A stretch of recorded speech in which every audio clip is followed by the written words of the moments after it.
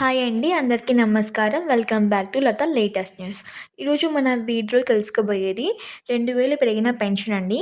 కొత్తగా పెన్షన్ ఎంతో ఈ వీడియోలో తెలుసుకుందాం.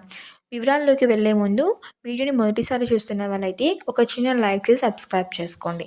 ఇక వివరాల్లోకి వెళ్ళినట్లయితే పెరుగుతున్న ద్రవ్యోబలం కారణంగా కనీస పెన్షన్ మొత్తాన్ని సవరించాలని పెన్షన్లు చాలా కాలంగా డిమాండ్ చేస్తున్నారండి.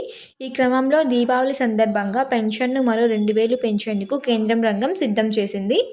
ఉద్యోగుల పెన్షన్ పథకం ఈపీఎస్ కింద కేంద్ర ప్రభుత్వం కనీస పెన్షన్లను 3 రేట్లు పెంచే అవకాశం ఉందని చెప్తున్నారండి. పెన్షన్లలో దీర్ఘకాలంగా డిమాండ్ను నిర్వహించడంపై ప్రభుత్వం ఇప్పుడు దృష్టి సాధించిందండి. ఈపీఎస్ పెన్షన్ను సవరించడం గురించి ప్రభుత్వం ఆలోచిస్తుంది.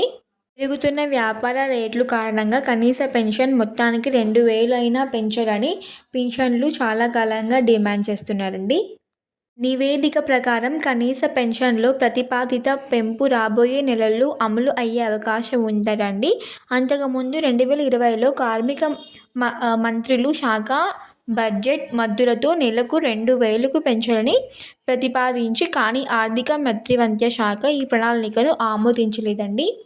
2020లోనే పెంచాల్సిందండి. కానీ వాళ్ళు ఆ ప్రణాళికలను ఆమోదించడం వల్ల పెంచలేకపోయారు. కావున ఈసారి తప్పకుండా పెంచాలని డిమాండ్ చేస్తున్నారండి.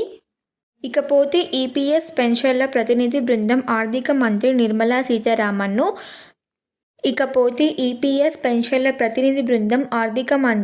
నిర్మలా సీతారామన్ను నెలకు 7,500 పెన్షన్ పెంచాలని కోరిందండి.